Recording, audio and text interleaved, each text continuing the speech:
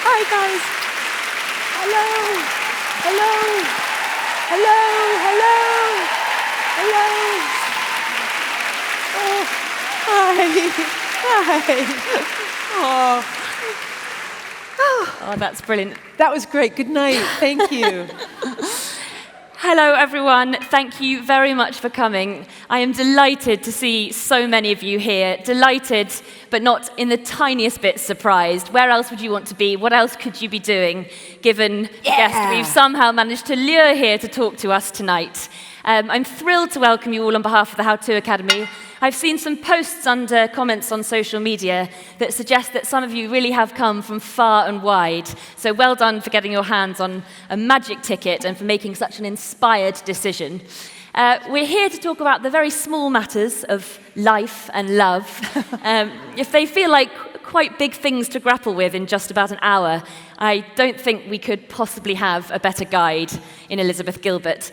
It's very hard to know how to introduce her. She's so many things. She's so many different things to so many different people. I'm sure a number of you have probably decided over the course of the last few years that she's your best friend or closest counselor without actually probably having told her that yet. But I'm going to let her describe her life, how she lives it fully, embracing all the ups and downs. And I know there have been a number of both over the last few years. She'll be able to describe that so much better than I can. Suffice to say, she is obviously one of the most loved and cherished writers of our generation, and I'm going to put us all into the same generation tonight for argument's sake. She's brought us so many wonderful novels and works of non-fiction over the years. One I have an inkling you might have all heard of, a certain Eat, Pray, Love, that was obviously came into the world in 2006, a cult phenomenon.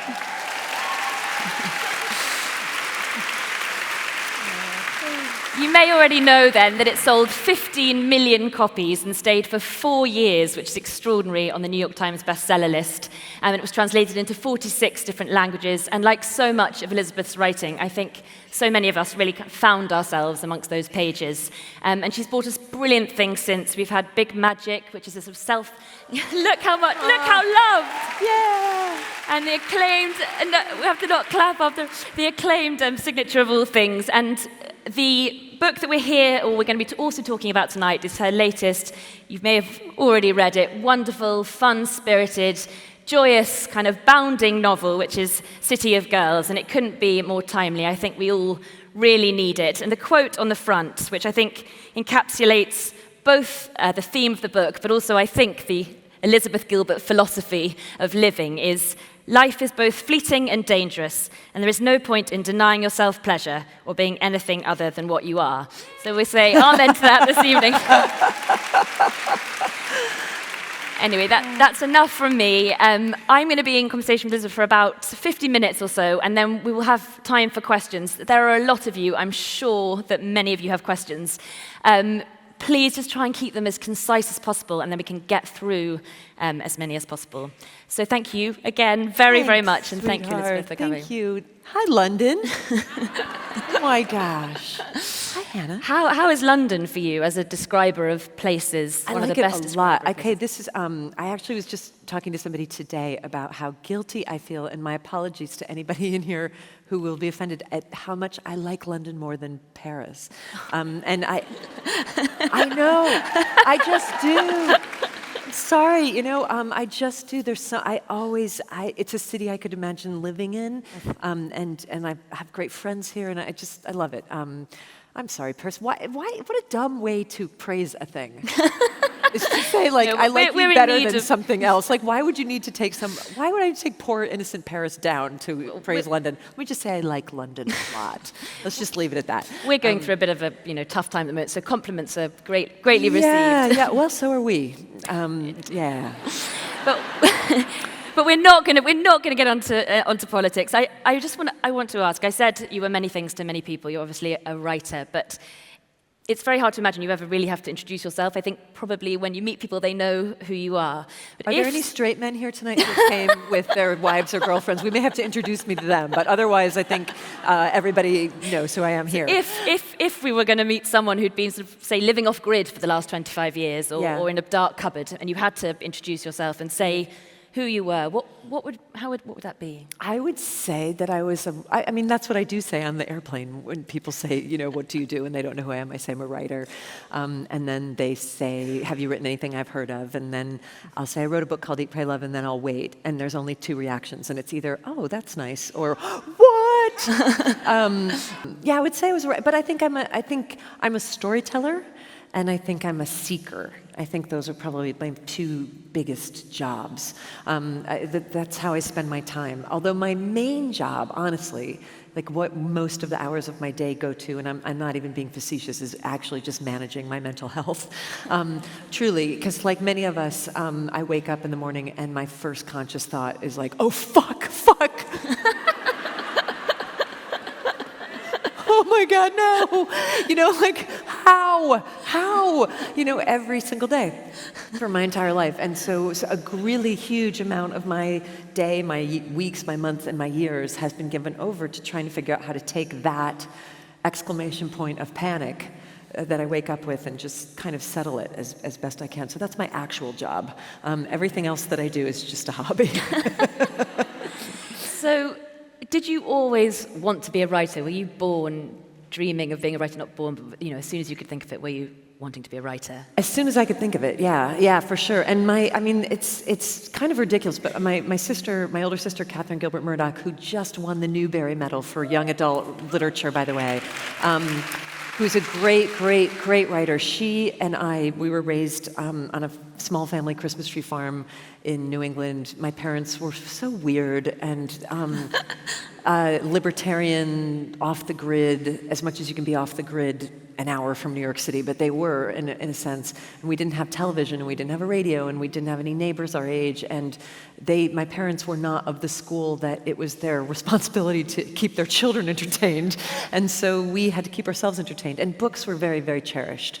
My sister pointed out to me that she figured out very early on that the only thing that we could ever be doing that my parents would not interrupt us and put us to work doing like farm work was if we were reading. That was the only thing that was respected more than physical labor. And so we both figured out, read a lot. It'll mean that you don't have to move the woodpile or milk the goats or do any of that kind of stuff. So I think, and then Catherine just created these worlds that we lived in because we didn't have input from the outside world. So she would create these incredible universes. She would embroider everything she was reading. This is when I was pre-literate, but she'd be reading a book about some dumb 1930s children's book about cave twins, and she would take that and she would embroider it with a children's biography about Franklin Delano Roosevelt, and then we would live for a week in a story that we were cave twins who had a dinosaur who had polio, or like all these weird things that she would put together, and that's all we did. That is all we did. And we wrote plays and we created books. I still have these books that we made when we were kids that we bound with thread, and we wrote the stories and we drew the pictures. Get this, we drew our author photos on the backs and then wrote quotes from the New York Times. We didn't know what the New York Times was, but we would take books from my parents' shelf and see that something called the New York Times had put a quote on there. So we were like really living into that already from a very early age. So I can't imagine that I ever could have been anything else. And now, when you come to write, do you have a set routine? I read that you go away somewhere where you can eat and sleep, and also you dream your stories. Yeah, I have. I'm a very social person. It's partially why I think social media has been such a natural pond for me to jump into, is because I want to talk to you anyway. Like if we didn't have social media, I would sit next to you on a bus and I would talk to you. I want that. I'm so desperately hungry for connection, always, and so I feel like in some way I don't have the typical personality of a writer. I think a lot of people become writers so that they never have to deal with human beings again. But I always say that I have the soul of a very serious literary author, but I have the personality of an aerobics instructor. Come on, guys! So I have to put the aerobics instructor away in order to do the writing. And so my process is normally, like for this book, maybe 4 years of research of just trying to learn everything that I could about, because it's set in New York City in the 1940s. It's about the theater world, it's about showgirls, it's about musicals, it's about World War II in New York. And so I had to just almost learn that world like learning a foreign language. And you want to get really proficient in that language so that when you sit down to write, it just comes out really naturally. So it's all that research. But then when it comes time to write, I have to not be with anybody except a dog. Is the only allowed company. And I just went away off into the country, and I go to sleep at 8 o'clock at night, wake up at 4:30 in the morning, write, nap, eat something, repeat, until it's done. I do it in one go as fast as I possibly can, because I've learned, and this is a trick. This is weird because we get very fussy when we're writing, and we find it's very precious, and we want to treat it like it's a Fabergé egg. But my experience with writing, and I'll hand this to anybody who's writing, do it faster, it's better. The faster you write, the better it is. You know how a drunk person can run without falling, but they can't walk without falling? And they absolutely cannot stand without falling, But you know how drunk people have to be in motion to not fall down? Same with writing. If you stop or slow down, you will fall, and you'll drop. It's incredible. And I actually took a circus class once when I was in college, because I went to NYU where they give you credit for that. But I took a circus class, and I found out it's the same. You can run over a tightrope easier than you can walk on one, and it's very hard to stand on one. So momentum is actually what's needed. And so I really it's a mind trick that I do to just see how fast I can write it. And I don't look back, and I don't let myself look back. And so it's almost, my friend Martha Beck said that watching me write this book was like watching somebody swim the English Channel in one breath. But it's really better that way. It's so weird. But it also, remember, there's 4 years of preparation to swim the channel. But when you do it, just run, go faster. That deliberating over, is it of, or should it be, is it this adjective, or that will kill you? You'll die in it. You'll be like those dinosaurs in the tar. You just have to move fast. Actually, that's one of the things that I think I highlighted most of all in Big Magic, is the idea that perfectionism is really something we should try and let go of when we're trying to be creative. Let go of perfectionism. Is that right? Yeah, except to do that, you have to call it by its true name. And so, because I think that a lot of perfectionists, including myself, we use that word because we pretend it's a fault. It's what you say in a job interview, right? If anything, I'm too much of a perfectionist. I care too much, You actually secretly think it's a virtue. And so the trick is to actually expose it, to pull off its fake mask, and to expose perfectionism and call it by its real name, which is fear. That's all it is. It's fear. It's fear that you're not good enough. It's fear that you're not worthy. It's fear that you're going to be revealed, uncovered, exposed, betrayed, criticized, all of it. And so you're trying to mask that absolute terror by never making a misstep. And I feel like when I call my perfectionism fear, it's easier to actually make it go away, because that's not as sexy, and it doesn't sound as fancy. I always say that perfectionism is just fear in high heels and a mink coat, pretending to be fancy, like, oh, hello, or like a sort of a mustache and but it's a disguise. It's just terror. It's just terror. It's the terror, it's the lie. Perfectionism is the lie that says that there's some kind of a rent that you have to pay to be here on this earth, and that you've got to master it in order to be allowed to be here. When there isn't one, it's like you're auditioning for a part you already got. Like, you get to just be here. You don't have to be perfect to be here, or even good. You just don't have to actually do anything. You're allowed to just be.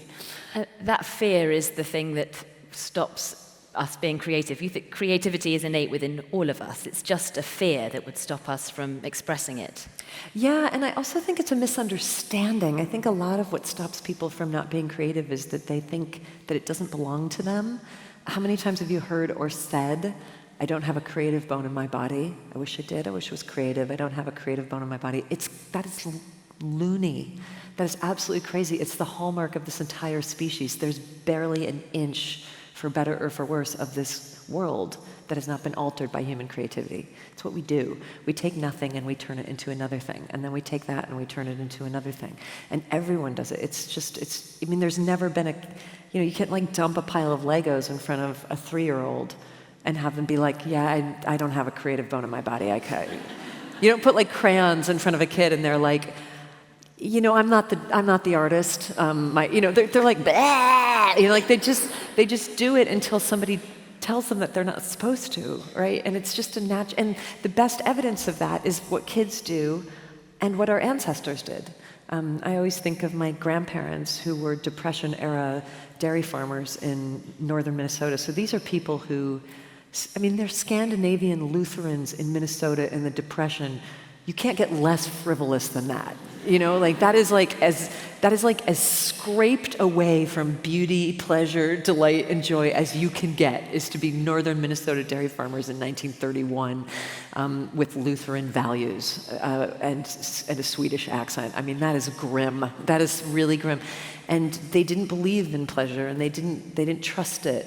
And they didn't seek out beauty. They worked and they struggled, and they were constantly afraid of losing the farm, which they did lose eventually, and they were constantly trying to figure out how they were going to survive for the next day. It was a really brutal struggle, and yet both of my grandparents had things that they made with their hands that were so beautiful. My grandmother made quilts. And my definition of creativity and art is the making of something that's so much more beautiful than it needs to be. So my grandmother needed to make quilts because she had 8 kids and they were cold and they couldn't afford to buy material and they had to use old scraps. So it makes sense to make a patchwork quilt. It didn't need to look like this quilt looked. It didn't need to. It was these quilts are excessively beautiful. I have one in my house hanging on a wall because it is so beautiful. And these are people who would have said, artist? Like, what does that word even mean? But they did it instinctively because there's some human desire that makes us want to do that, even in the most strict and harsh and beauty-starved, deprived circumstances. There's something in us. It's part of the hallmark of our nature. And so if you're saying that you're not creative, I would just encourage you to look at your ancestors and look at the stuff they made, even if they were poor, especially if they were poor, and then look at the kids and see what they're making and try to figure out what's broken in you by something you were taught that said that that's frivolous to do this, or you're not supposed to do this, or you're not invited to do this, or you didn't get the right education to do it, or don't have enough money to do it, or you're not talented enough. Whatever those things are, it's just lies, lies, lies, lies. Before we come on to your beautiful creation, just one more slightly more general question, which is also in Big Magic, you seem to suggest that this idea that you have to suffer for your art, that it's a sufferance and that it's sort of something that creates anguish that we've thought about through history, that's another myth that you want to dispel. Yeah, my reaction to that is that. And it always has been. I hate, it's maybe the cultural myth that I hate the most. I don't know, there's a lot of them. There's a lot of really dumb ones about women too, but I really, really hate that one. This romanticized, literally capital R romanticized from 19th century German romantics, this romanticized idea that you are not a serious artist unless it makes you bleed, unless it's painful, unless you give up everything for it. And there's so many examples of it. It's very male. It's incredibly male, it's incredibly Northern European, it's incredibly Calvinist. It has a lot to do with a kind of death cult that a lot of this culture is based on. It's very life-destroying, which is the exact actual opposite of what creativity is. It's kind of incredible that they did that they managed to take something that is so life-affirming, healing, generative, generous, and beautiful and turn it into a fucking death cult. But that's what like 19th century Germanic men did, with everything. They're like, let's make it into something about death. And it's not, it's about life. And I have, my relationship with creativity has only ever been one of it feeding me. That's what it does, it feeds us. My grandmother didn't make those beautiful quilts because she had a whole bunch of free time, or she was trying to make money or get famous. She did it because she was fed and nourished and transported by it.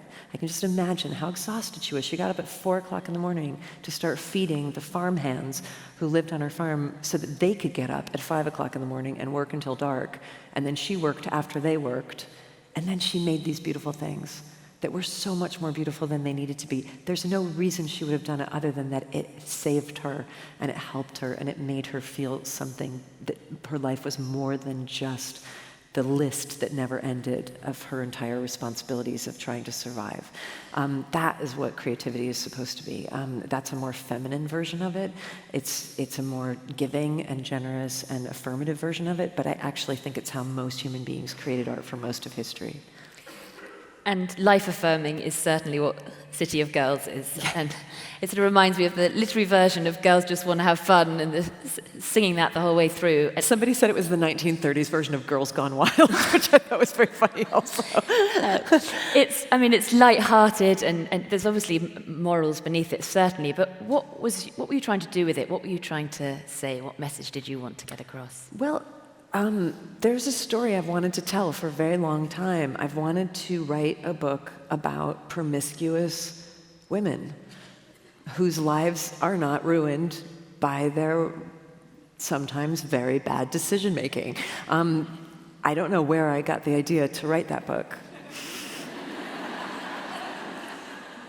It's just a crazy whim I had one day to write it. But I wanted to write, I've wanted for years to write a book that's a counter to another myth I hate, which is the cultural romanticizing, again, death cult romanticizing of the ruined woman, which is so ingrained in our cultural narrative and in our stories. And it's a great story. I mean, it's a great opera to tell the story of a woman who's ruined by desire and who makes one bad move, falls in love with the wrong person, trusts somebody that she shouldn't trust, gives herself over to passion, and that's it, the whole thing. It's like my synopsis of all of those novels and operas and poems is like, nice girl on the right path, feels desire, goes for it, one orgasm, under the wheels of the train. Like that's it.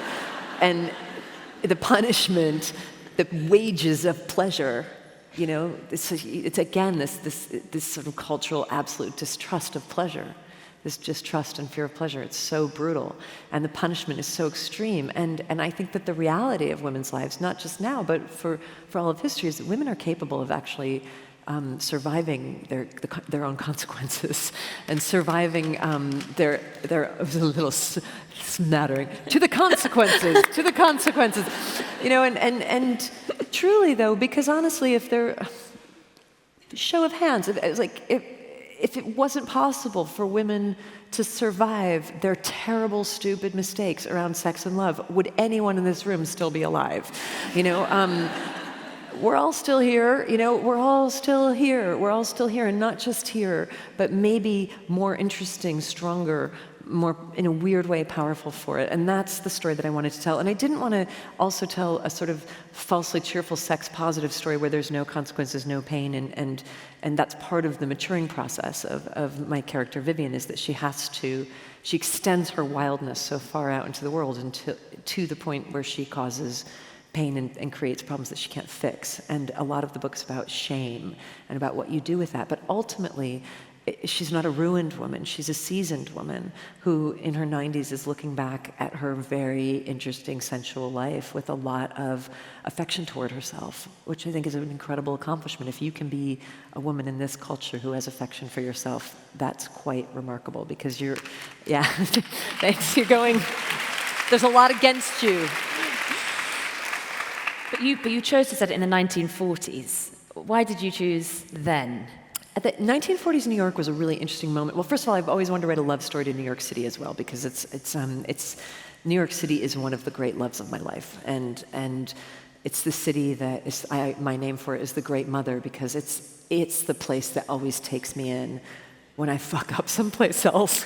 Like, I go off and try to be normal in a respectable place, and I fail, and I come back to New York. It's like, come back. It's just been so generous to me, and I love it. And so I wanted to write a book about somebody who has that same feeling of love for New York that I do. And I feel like the 1940s was just such an impossibly glamorous moment. And I wanted to set it in the theater because there's always been a lot of promiscuity in the theater. It's a world that has its own rules and always has. So I thought I could get away with the girls being as wild as they are. But it's also just a really interesting moment for women's history because it was in New York, and it might have been the same here, but in New York, the men were all gone.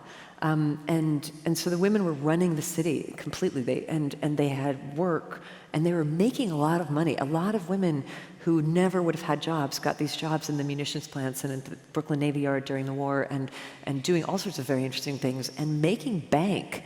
There was and saving money and packing it away and buying real estate after the war and creating this whole new kind of woman. And there had been all these rules and mores prior to the war that dissolved during the war because there were rules like if you're a respectable girl, you can't walk around the city in the evening without being on the arm of a gentleman. Well, there weren't any men, so that rule just had to die. You're not allowed to eat in a restaurant if you're a respectable woman alone because people will assume you're a prostitute. Well, prostitute for who? Like, there's no dudes.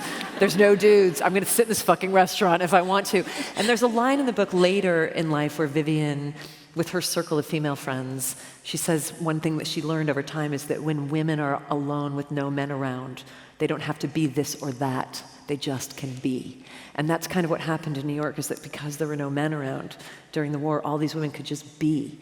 And they became a really interesting generation. And then, of course, the men came back and all the rules came back and all the women lost their jobs and then the skirts got really big again and it was all like tight waists and tits again after that. But there was this period during the war where it was like trousers and flats and nobody did anything with their hair and everybody was working and riding around on bicycles and making money. And I'm like, that's cool. That's kind of what my life is like, and there was just this little moment in the middle of the century where it was what a lot of women's lives were like. And I just thought it would be a really great place to set it.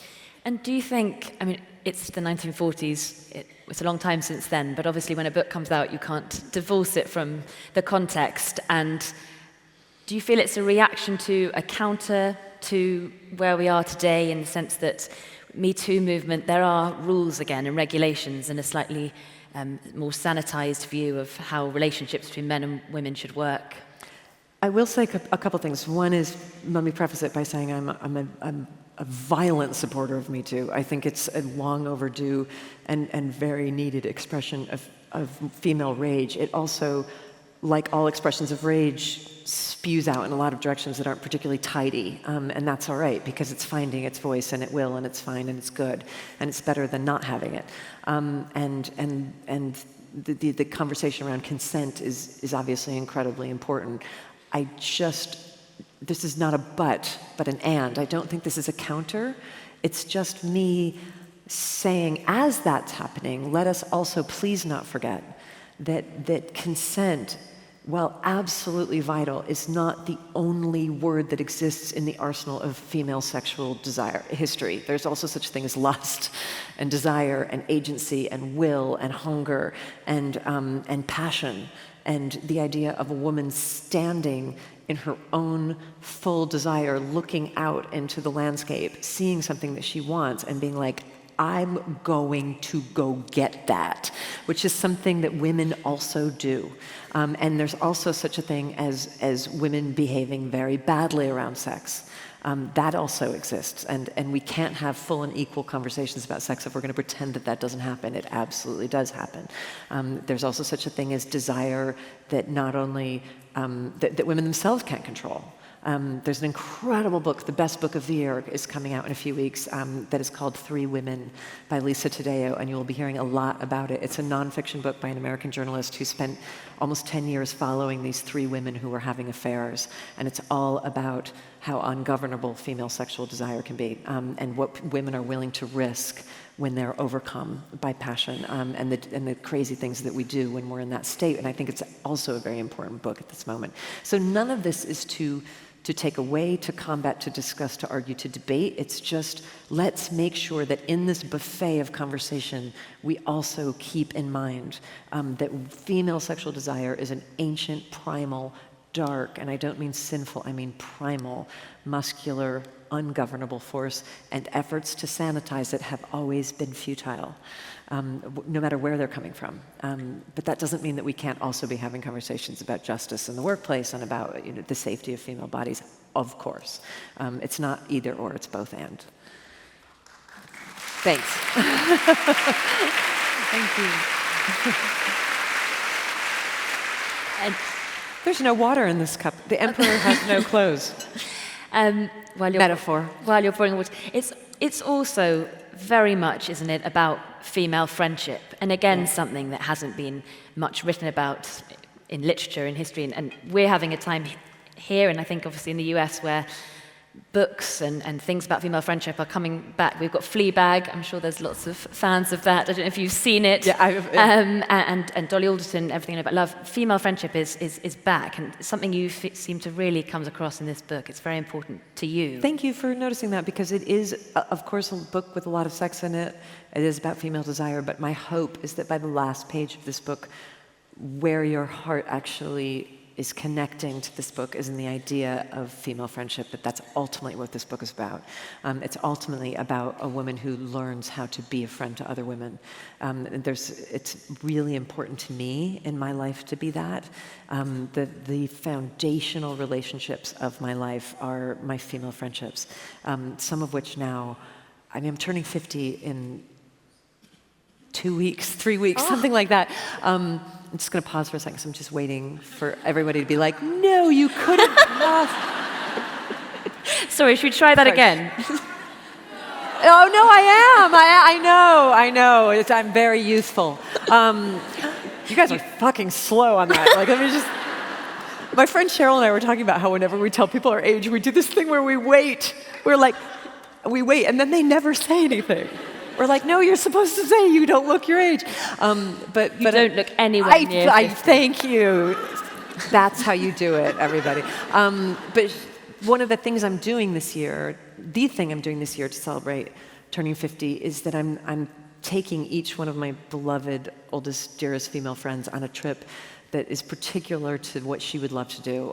So I took my best friend from 4th grade since I was 9 to Mexico in January, and then I went to Hawaii in March with another really old friend of mine, and a friend of mine from 20 years ago whose birthday it is today, who I was just celebrating, and Instagram's coming to meet me here tomorrow, and we're going to go do some traveling together, and in September I'm going with another, and it's all about like, so much, I think we can get so fixated on our romantic partnerships, and I think we can become so certain that that is the most important, like all your focus should be on that, and yet I look at this field of these women who I love, and like with my friend Jenny, we've been friends for 40 fucking years. 40 years. I will never have a 40-year marriage. I'm too old to even try at this point. Like, I will never have that. And I'll never have that depth of intimacy with anybody who knows me that deeply. And so much of this book is about celebrating that, in addition to the desire for sex and for intimacy. And so, Vivian, there's a lot, isn't there, of you in Vivian? I mean, not least the line I think you said about when you sit in... once I got the hang of it, I found that eating alone by the window in a quiet restaurant is one of life's greatest pleasures. She says. Yes. That's, I think, one of the many, obviously, giveaway lines. But also this thing you're talking about shame. And I think the line, at some point in a woman's life, she just gets tired of being ashamed all the time. And as she looks back on her life, after that, she is free to become whoever she truly is. Do you feel... do you feel you've had that moment? And when you look back at the author that wrote Eat, Pray, Love, yeah, is there shame in that book? Oh my God, that book is so shame-based. Shame is... I'm sorry, I interrupted you. Did you have... No. Sorry. I mean, it's about... you. I just love talking about shame. No, I was just going to say that woman who wrote Eat, Pray, Love seems ashamed to break with convention. She goes off for a year, but is always coming back. And you have potentially now decided, screw convention forever. I don't do well in it. I keep trying, but I don't thrive. I really don't thrive. So you're still trying now? I don't know. I just keep thinking I'm supposed to be a thing, and I'm not. I'm just not supposed to be a thing other than what I am. I'm really not. And shame is God, it's a killer. It's just so brutal. It's so, and it's such a shame-based, scarcity-based culture that we live in anyway. And for women, it's especially brutal. And God, you're not allowed to make a mistake. And if you do, the only respectable thing to do is to just lacerate yourself for the rest of time about it. And it's so vicious, and it's so mean. It's so terribly mean because, this is, every woman that I know, and probably everybody here, male or female, if you're in this room, I would guess that you are somebody who seriously wishes and wants to and actively wants to practice universal human compassion, that actually matters to you, that you've heard of that idea and that you would love to embody that you would love to love the world, that you would love to be in a state of love. And that's probably an active part of your consciousness. And then probably every single one of you holds a razor to your neck all day about what a piece of human garbage you are and how you're history's greatest monster. And it's the dichotomy between that, the paradox, of course, is that universal human compassion that does not include the self is not universal. There's one big gaping hole in the universal human compassion. You have to fold yourself into that as well, or else you're not doing it right. If you want to do it right, that's how you have to do it. You've got to just be like, I'm just one of us. I'm just one of the people who is also suffering in the dilemma of being human, and I need compassion. One of the things that's been a big shame buster for me, and I don't know if I can convey this, but let me see if I can try it. But so hand me that glass. Okay, great. That was great. Now hand me your shame.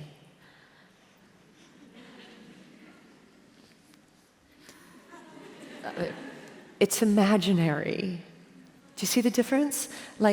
This is a thing. It's here in the material world. It's a phenomenon. It exists. I feel it. I see you. You exist. Give me your hand. Here we are. You're real. You're warm. You're alive. I'm here. I'm warm. This is real. This is happening. You can't give me your shame because it's not a thing. It's not a thing. We fucking invented it. Do you understand this? It's literally imaginary. It's literally imaginary. If I were to go into the woods and I were to stare at a boulder in the woods and I was to say to it, you should be ashamed of yourself. You should be ashamed of yourself. I blame you. Blame is another one. Give me your blame. Blame me. What does it do to me unless I decide to agree with the dream, right? That we're having some sort of a dream that we're agreeing upon, that I'm to blame, that you're to be shamed. It's all this dream that we're in. So if I stand before a rock and I say, I blame you, you should be ashamed of yourself. The rock is real. I'm real. My voice is real. It's like a vibration in the air. The birds will turn around and they'll be like, what? There'll be something that happens sort of on the physical level, but the rock, it will do nothing to it. A really, really good thing to do when you're ashamed, and I've done this, I swear this is, whatever, it's How To Academy, I'll give it to you. Sit in front of a tree and ask the tree how you should handle your shame. Ask for advice. How do you think I should get over my shame? Just wait for the answer. And it's like, what are you even talking about? This is this imaginary, it's this dream we've agreed upon.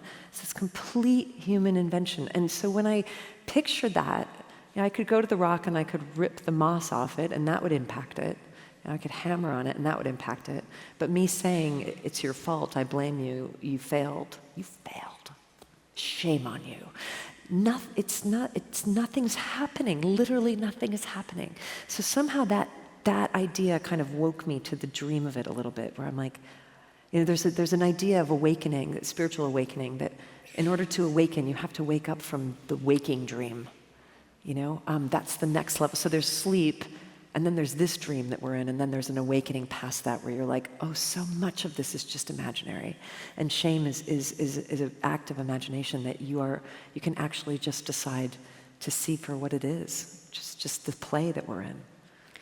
When you're writing this novel, when you have these messages you want to convey, do you have your reader in your sights? Do you know who your reader is? When you're writing on Instagram, dear ones, yeah. Who are you talking to? And when you write, is it for them or for you more, or a balance of the both? It's for me. It's for me because I like doing it. It's fun and I enjoy it, and I did it long before you guys were interested, and thank God you are now. But I would do it even if you weren't, and I'm don't not be, because it makes my life really great that you are. But primarily it's for me. But then when I sit down to write, with every book I've had a different actual person in mind who I write to. So Eat, Pray, Love was written as a letter entirely to a woman named Darcy Steinke, who just wrote the other best book of the year, which is called Flash Count Diary, that is about menopause, that's getting reviewed everywhere, that's amazing. But she's been a friend of mine for 20 years, and when I left to go traveling for Eat, Pray, Love, she had just gone through her own divorce, her own depression. She was on her own spiritual journey. We were very much in the same kind of headspace. The only difference was that she had a 3-year-old. And so there was no possible way she could do what I did. And so I had her in my mind the entire time I was traveling. And part of my impetus when I was traveling, like my real encouragement to go and do and put myself out there and try really hard things, was I would just think, Darcy can't do this. Like, Darcy can't do this. You've got to do this. Like, you've got to go introduce yourself to this person. You've got to get on this train and go to this city by yourself, because Darcy can't. There's this sense that I do have of, like, not just that, but, like, all my female ancestors all the way back. I always say that, like, my grandmother, who had those eight kids and probably 8 miscarriages, who was a farm wife and who struggled and who had children and who struggled and who was in agriculture and who struggled, her life was precisely and exactly like the lives of every single woman in the history, starting there, going all the way back to Eve. It was just that. It was just that. It was just women having babies, women trying to raise babies, women trying to feed babies, women trying to grow food, women trying to survive, women having babies. It was just that. And then something happened, birth control came, my mom had 2 kids and a very different life than her mother, and I have none, and I'm like a new species of woman. And what I feel sometimes is this incredible energy of all of their spirits just being like, go do it. Like, because they didn't get to do anything. And every single time I walk up to my tiny little 600 square foot, 1 bedroom, tiny little jewel box of an apartment in New York City that I own, that nobody else lives in but me, where every single thing in it is stuff I love, and I turn that lock on the key and I look in that space, I hear all my ancestors being like, fuck yeah. Like, yeah. Holy shit, you got your own house? You have your own bedroom? You have your own bathroom? And you know, like, it's tiny. It's like this big, my apartment, but it's like, I feel that and I felt that. So I wrote every word of Eat, Pray, Love to Darcy. Because it made me be able to choose what goes in the book too, and it's always a piece of advice that I give to people who are writing. It says, always make sure that you're writing to somebody, and not to a demographic, because that's not anyone. You know, so when I ask people who are writing something, who is it for? And they say, oh, it's for women between the ages of 40 and 60 who are on their second marriages and who are, worried about environmental collapse. I'm like, that's nobody. It's nobody. I can't feel who that is in my heart. So all of my books have been written to, this one I wrote to my dear friend Cheryl, who's a great reader and who is in the theater herself, and I wrote it to delight her. And I wrote Signature of All Things for my 4th grade teacher, who was the first feminist I ever met in my entire life. I walked into class in 1978, and she had short, bright red hair and vivid clothes, and she was young, and she was cool, and she had written on the bulletin board, Mrs., Miss, Ms., and circled Ms. Carpenter, and we were like, what? And she just sat there with a bunch of 9-year-olds and explained the whole history of these words and why she would be called Ms. And I just remember sitting there and being like, this is gonna be a very good year. Like, and it was, she was amazing, and she was a great gardener, and she loved novels, and she read Hemingway to us, and she taught us Latin, and she just believed that we were infinitely educatable. And so I wrote all of the Signature of All Things directly for her pleasure and her delight. So I think it's a wonderful way to create, because it also means you're not alone in the room. You get to be with the person you're talking to, and that can make you feel less alone in your creativity. Oh, there's so many places with that I want to go, but because I'm going to move on to, we talked about suffering and creativity, and I know you don't think that it's a myth that you need to sort of suffer for your art, but at the same time, Eat, Pray, Love was born out of a very difficult time in your life, and I know that this one has come after Or perhaps you can tell us about the context and where it came in a really tough and unimaginably hard time, and yet you were able to produce this really fun, wonderful, sort of, as I said, free-spirited work from a really difficult, dark time.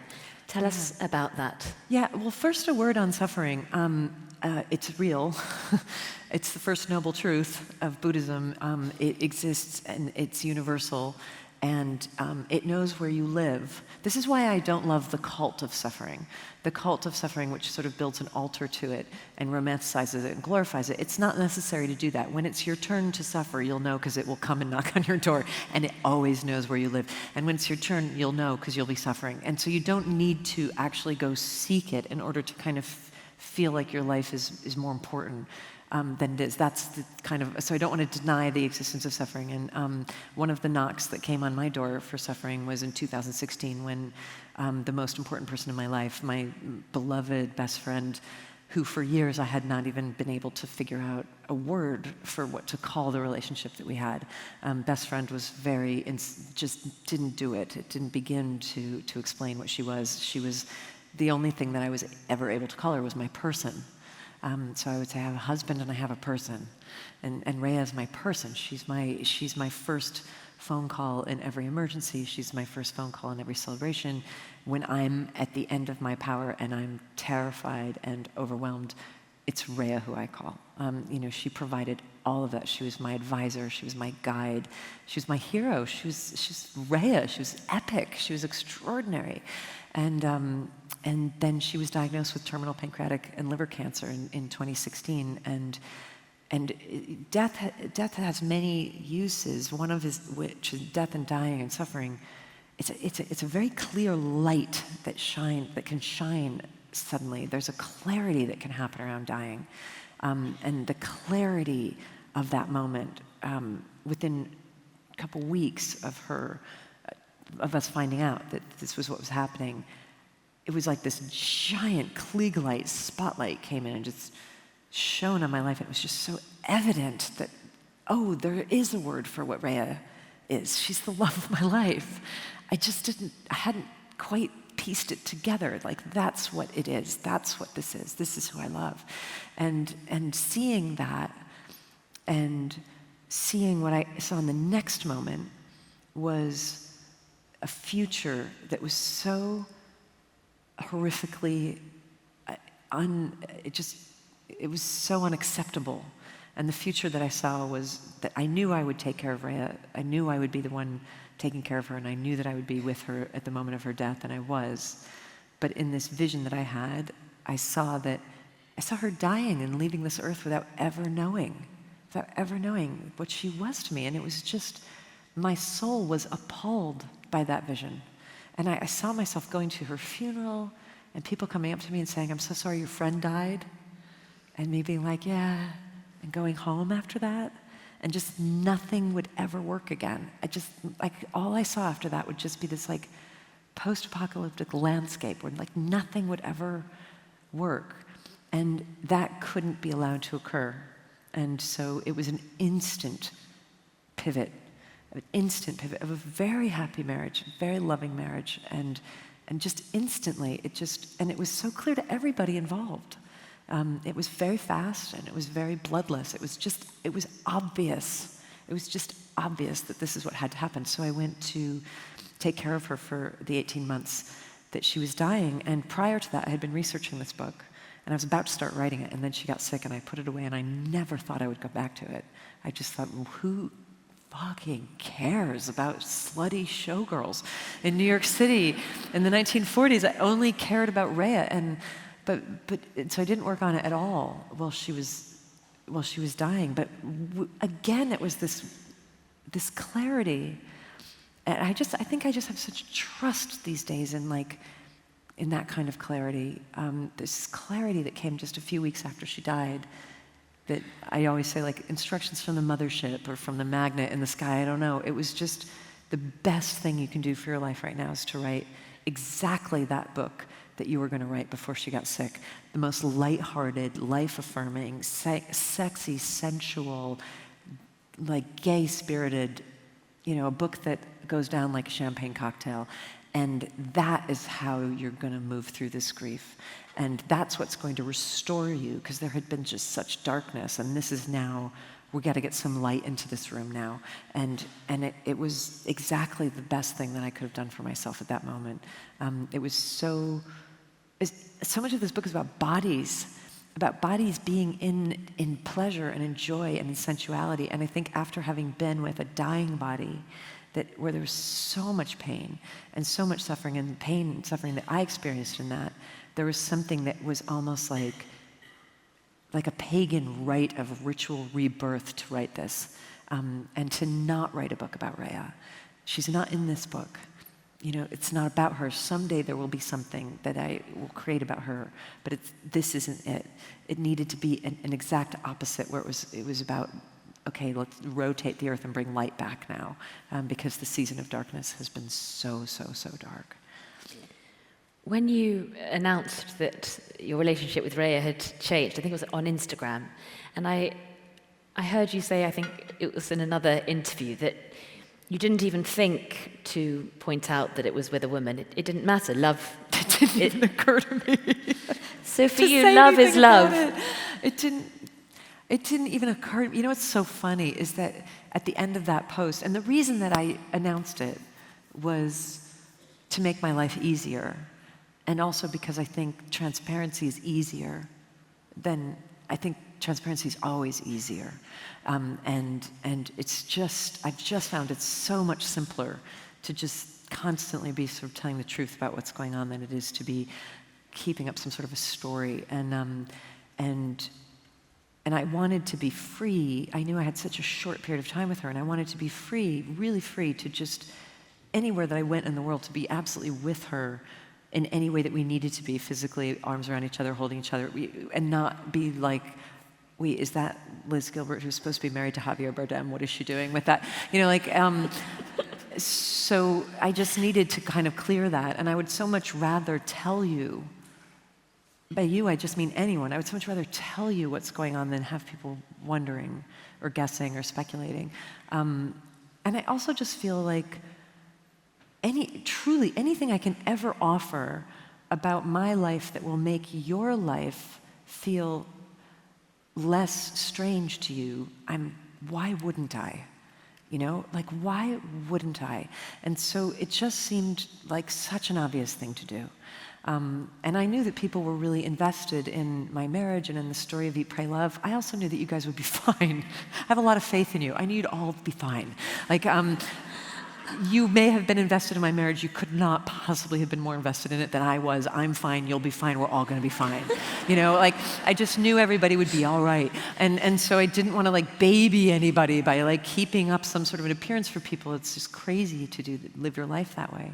But at the end of that post, when I made the announcement, I said, I have one request, and it's please don't bombard us with cures.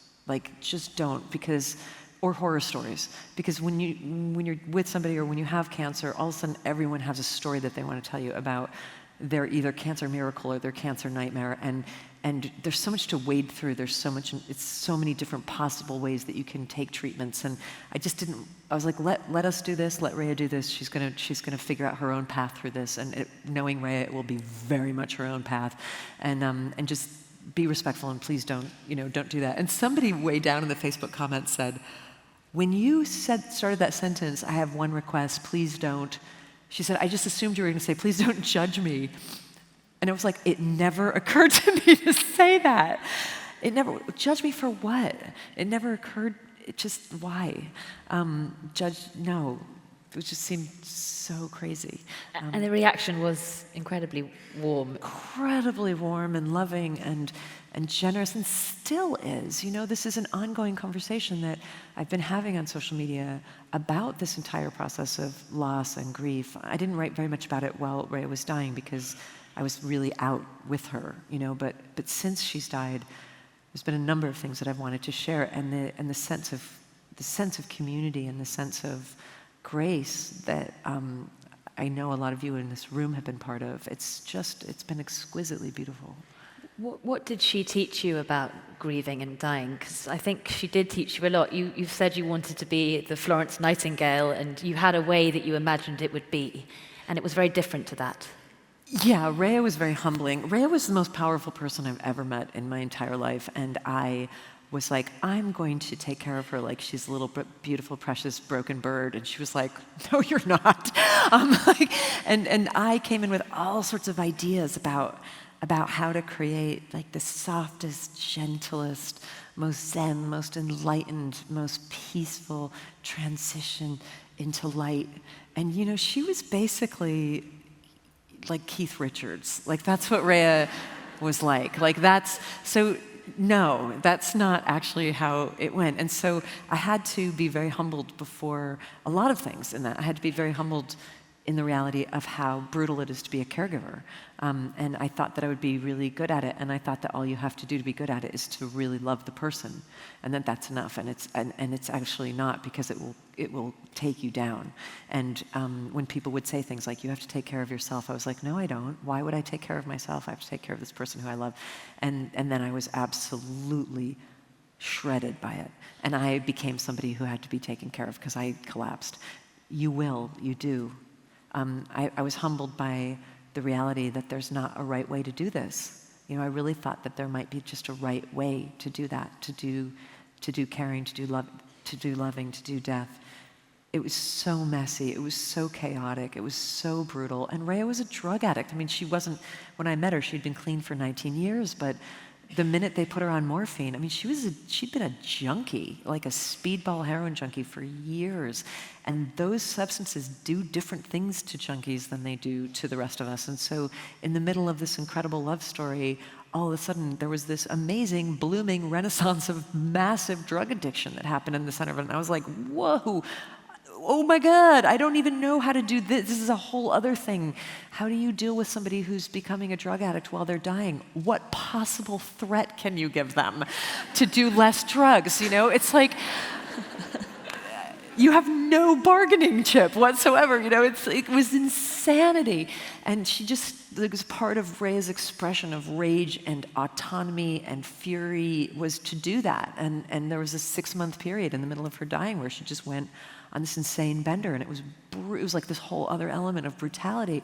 And then there was the humility of discovering that there were other people who were better at taking care of her than I was.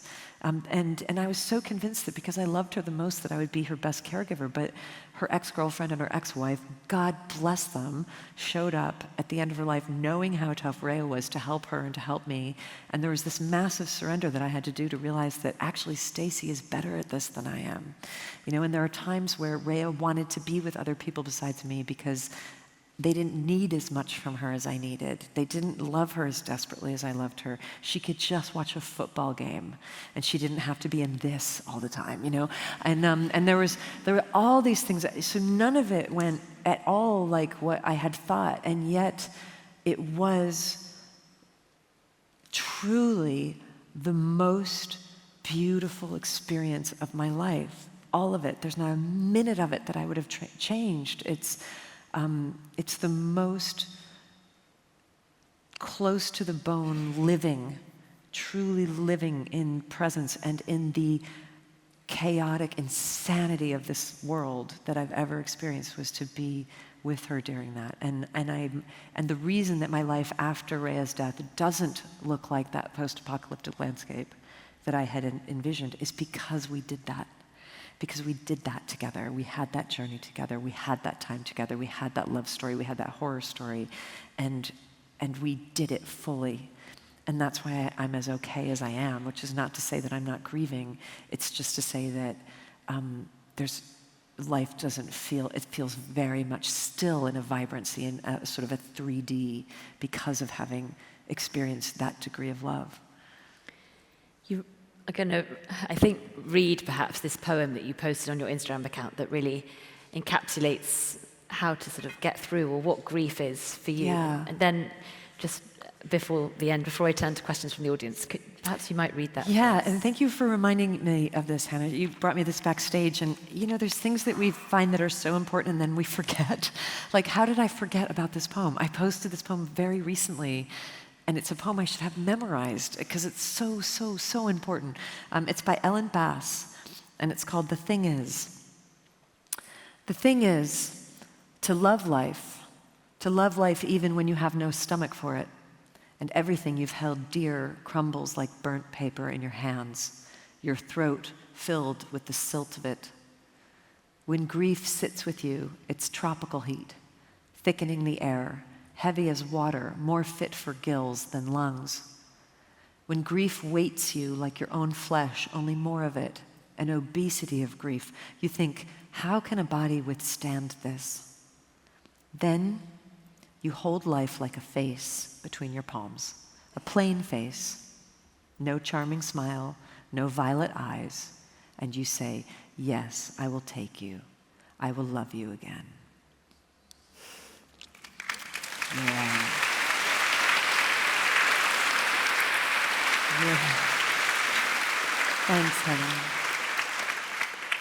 You say you don't regret a single day. It's part of your, as I said at the beginning, philosophy of life, living fully every moment. If people are in the audience thinking they're not doing that, what is your, it comes throughout all the pages of Eat, Pray, Love, it's throughout this book. What do you say to people who say, okay, how do I do that? How do I make sure I live fully, appreciate every moment? I don't know that I do, really. I mean, I want to hit the brakes on that a little bit, because sometimes you just have to have a sandwich or something,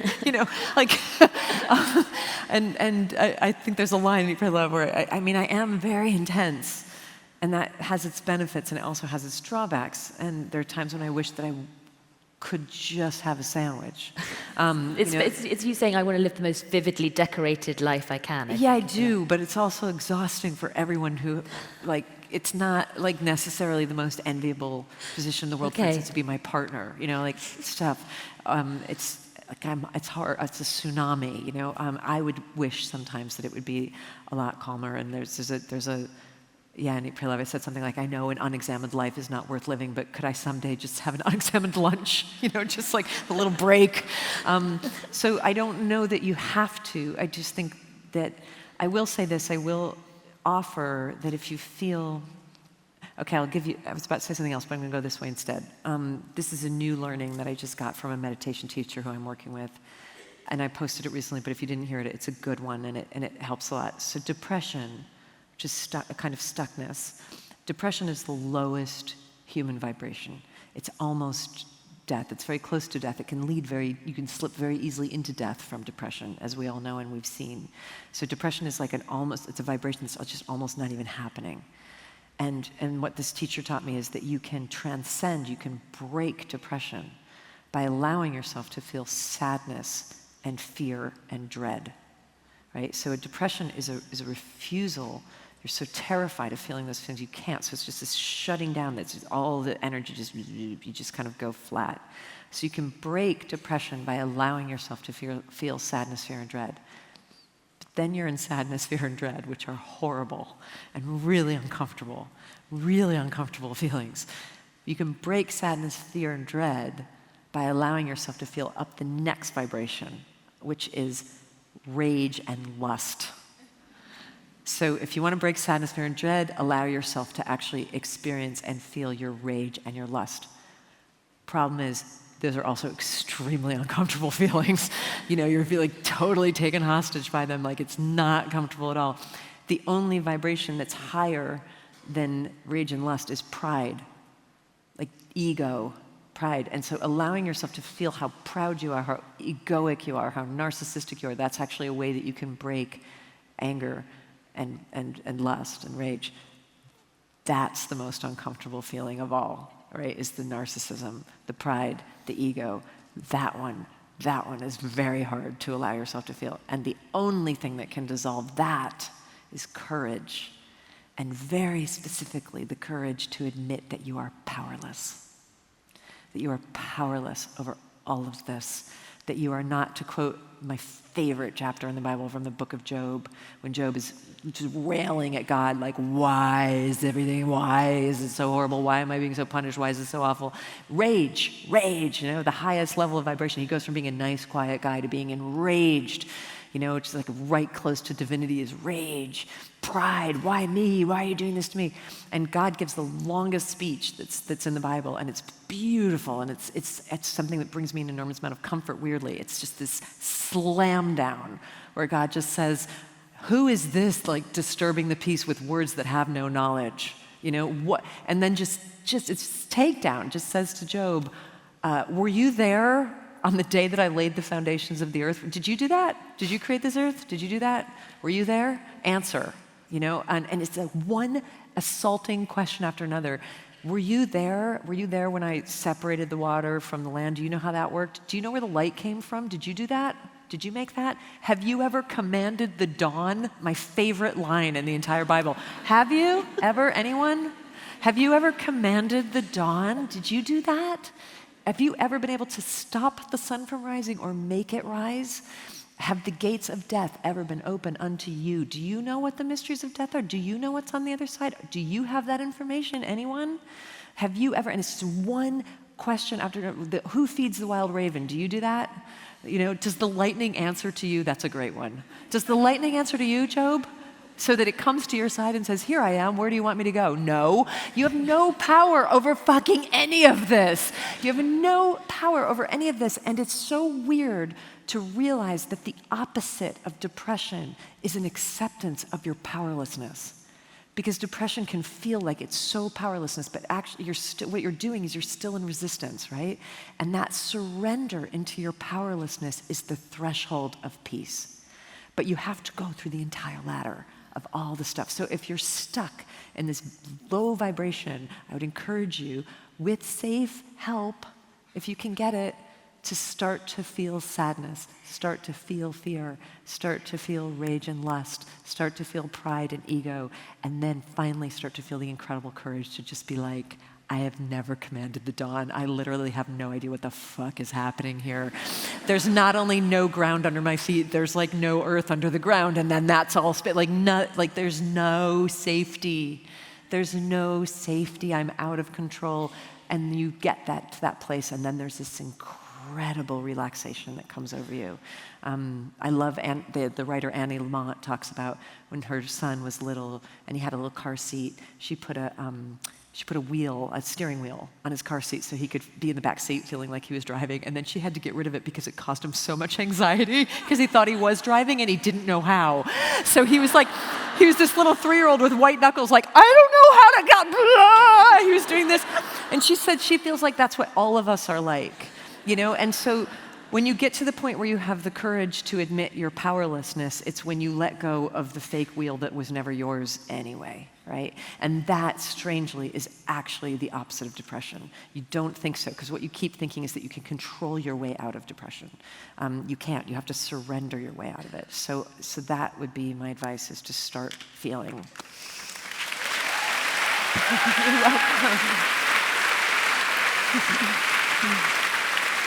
You're welcome. You're welcome. Okay. I'm going to very reluctantly hand over to you lot for questions. You've got about 15 minutes. We started 15 minutes late, so if you could put your hands up. We've got some roving mics, and we'll get to as many as possible. Is there a mic there? And be sure, please, to not take that microphone unless you have an actual question, which is a short statement with a question mark at the end of it. So no stories. We're just going to question. I'm so glad you said that, because I always feel a bit mean, but yes, that's the line. So you have to come to the mic, is that right? Okay, so if you... Yes. We'll take you. Hi, thank you for being you, first of all. So compassion, often people say it's got to be you're being your own best friend. I just wondered, you mentioned your female friends. What advice or what have you learned from your best female friends about compassion? I just wrote about this today on Instagram. My dear friend Cheryl, whose birthday it is today, when I met her almost 19 years ago. And by the way, if anyone has to leave because you've got like kids, babysitters, jobs, dogs, go. It doesn't hurt my feelings, and you don't have to tiptoe. You're just free. We're all free to come. We're all free to go. Just do what you got to do. So she, 19 years ago, when I was going through my divorce and my very serious depression, very serious, like 3 to 4 year long depression, where I really actually thought like, oh, this is what I'm actually like now. This isn't just a bad phase I'm going through. And I met her, and she invited me to come to a meditation night, and I couldn't do it. I couldn't sit alone with myself. I was in such shame and I was in such terror that I couldn't sit for half an hour in silence, and I had to get up off my cushion and go into the hallway and just lose it, and I was just in there weeping. And I didn't know her very well, and my marriage was falling apart, and I didn't know what to do. I didn't want to leave. I didn't want to stay. I felt so. I was supposed to be having. I promised my husband we would start having kids when I was 30. I couldn't. You've already. Pray love. Why am I? But I was at the beginning of that, and she came and sat next to me, and I was doing that heaving double pump sobbing, like that kind. I've done it this week. I still do it. It's like a thing I do. But she came and she sat with me, and all I could keep saying was, I don't know what to do, I don't know what to do, I don't know what to do, because I didn't. And she just took my face in her hands, and she said, this beautiful, calm smile, tell the truth, tell the truth, tell the truth. That's it. And that has continued to be, so I learned that from her. That was kind of the first time I heard that idea, because I grew up like many of us in a family where I had an ethics professor in college who said, he was this great guy with this Bronx accent, and he said, my mother demanded the truth, but she couldn't deal with it. Like, this is how most of us were raised, where the truth was like demanded, but nobody could deal with it. So it's like, be honest, but don't let us actually know the truth. And so that's where a lot of our splits come from in ourselves. And so telling the truth was how I got through that. And Rhea, who was a great truth teller, who had gotten sober and stayed sober for 19 years by being a truth teller, because that's the only way to be sober. And she had this great adage that I absolutely loved, which was, the truth has legs. It's the only thing in the room that will always end up standing. So everything else can fall apart. All the relationships can fall apart. All the dramas can blow up. Everything can turn to dust. At the end of the day, at the end of the whole drama, the truth will be the only thing that is left standing in the room. And as Rhea used to say, since it's where we're gonna end up, why don't we just fucking start there? And that's what she would do, is like, I've learned it, and I learned it from her, and I can honestly say that that's what I do now in every dilemma, is I think, let's just start there. Let's just start with the truth, and since it's where we're going anyway, and it hasn't necessarily taken away suffering, disappointment, pain, heartache, but it certainly has taken away a lot of drama. Yeah. Truth-telling is a really good way to lower the drama. But thank you so much, honey. Yeah, thanks. Hi. Firstly, I just want to say thank you for Eat, Pray, Love, because it was my introduction to my spiritual journey. Oh, yay. The question that I have is, I've decided about 8 years ago that I don't want children. I don't think it's for me, and everyone around me wants to convince me otherwise. And I respect people who do decide to have children. But it's just not for me. But sometimes I do get the fear about, when I'm older, and then I'm going to be alone because I don't have kids, when everybody else, might pass. And I just wonder, how do you deal with that decision, and what advice do you have for women who might make the choice? I have such a gift for you. I have statistics. Yes. Would you like them? Yeah. I have statistics. First of all, you're going to live longer. You are. Women without children live longer than women with children. You're going to be wealthier. You're going to be less liable to commit suicide. You're going to be less liable to become an addict. You're going to be less liable to, you'll weigh less. It's so weird. It's like every single, you'll be healthier. You'll have less heart disease, less depression, less anxiety. So that's okay. First of all, and for everyone who has kids, doesn't mean you're doomed. I think that actually what women do when they want to, and when they feel that desire, I almost think it's not a choice. Like, that's how I felt like for me, is that ultimately it was like, I know what it feels like. God, do I know what it feels like to want something. It's not like I walk around not knowing what longing feels like. I just never had that longing. So I've just been obedient to my longings, and rather than to what other people have told me to do. So first of all, like, you've got a great future ahead of you. But secondly, this whole this is how they get you. Like, because they'll be like, oh, it's all well and good now. You'll die alone and your cats will eat you.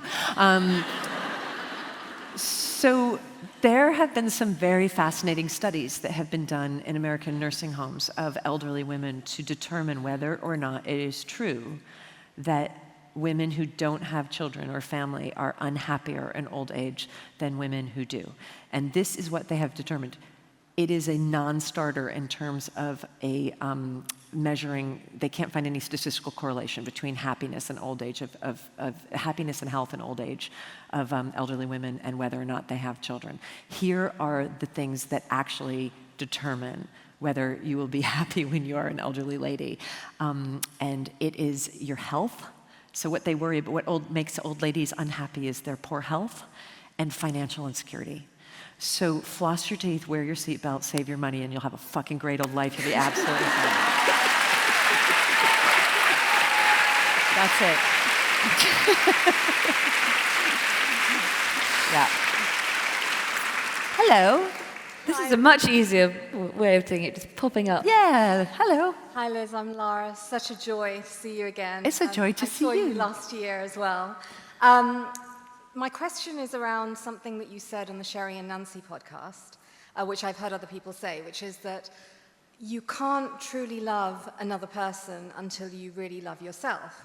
And it's something that I've struggled with because I am incredibly kind and generous and giving to my friends and everybody, but I'm awful to myself, like without even realizing it. And so I feel like I can give a lot of love, even though I'm not giving a lot of love to myself. So how does that sentence fit together? And if I'm wrong, and it's just that, you know, we are all on, the whole of life is a journey towards loving ourselves unconditionally. Right. And that's why when we're in relationships with other people, you know, they might fail or they might not be good or we might have problems. It's because all of us, some further along than others, are at the point where we don't love ourselves, give ourselves the love that we really need. I'm kind of wishing I hadn't said that. Honestly, no, I'm thinking... You're not the only person that said it. No, I know. It's like a trope. It's a thing. And actually, as you're saying it, I'm like, is that true? Like, where, and what did I mean when I said that? And I think I don't know that it's true, because I think that a lot of people I know who are some of my very dearest friends are absolutely, they actually have terrorists who live inside their minds who are so evil to them, and they're so good and kind to And the others. worst thing is now no. Yeah, it's funny. You know. So they do absolutely have the capacity to love and to have really generative and beautiful relationships. So I think that maybe that is simply not true. And maybe even it's cruel to say it, because it just gives you another thing to think you're doing wrong. And that's not nice. And I don't like to ever kind of, I don't ever like to add to the pile of things, especially things that women think they're doing wrong. So I'm kind of glad you brought it up, and I think maybe I won't say that anymore. I think you know, I do think in my own case that, you know, self-love is a very, very high, lofty aspiration, and I kind of don't even use the word self-love because I think it's a bit degraded and meme-like, and I'm not sure any of us really even know what it means. And I would settle for just friendliness is the word that I use. A sort of essential, like a sort of essential friendliness from self to self. I think that that's a good place to start. Self-love just seems like it could be out of reach for a lot of us. And when that doesn't work, the word that I use that really will often restore me back to sanity and back to dropping the knife that I hold to my throat is stewardship. So that, the way that I see that, especially because women are stewards of so many precious things. Like women have always been the stewards of the vulnerable, beautiful, precious, fragile things in the world, right? So the way I have come to see it is that I don't know what is literally going on in the universe, but it does appear that I was given this one to take care of. I don't know why, but apparently they thought that I could. Like they're like, we're gonna entrust you with this one.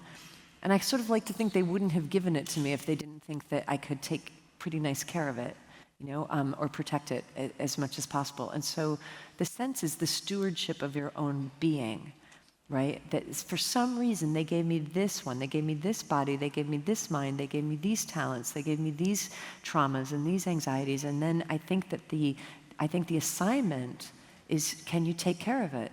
You know, would you be kind to it? We're giving it to you. We're putting it in your hands. Would you be kind to it? As you would be kind to any fragile living thing.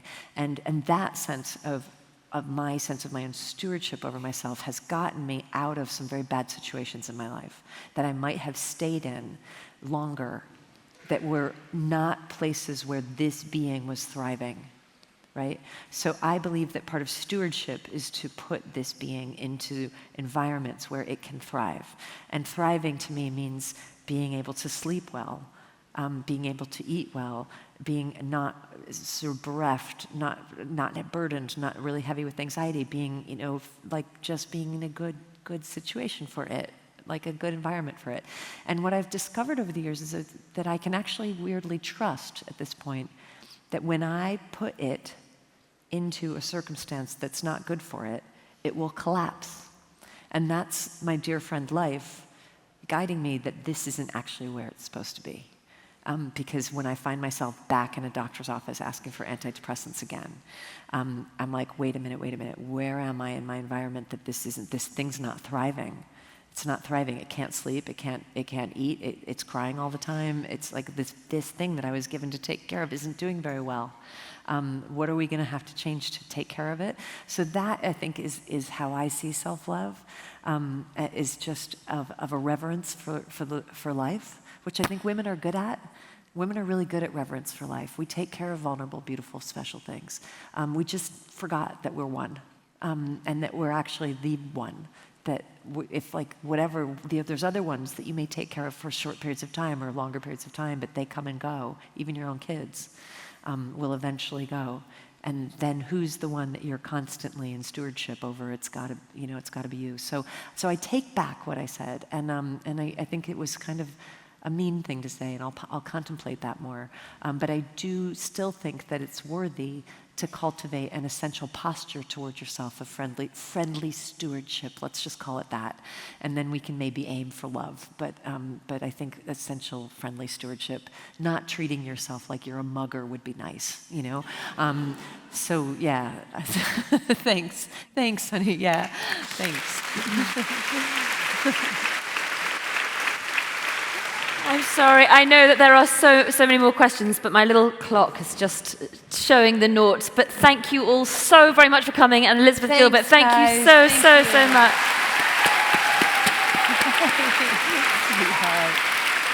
Thank you. Thank you up there.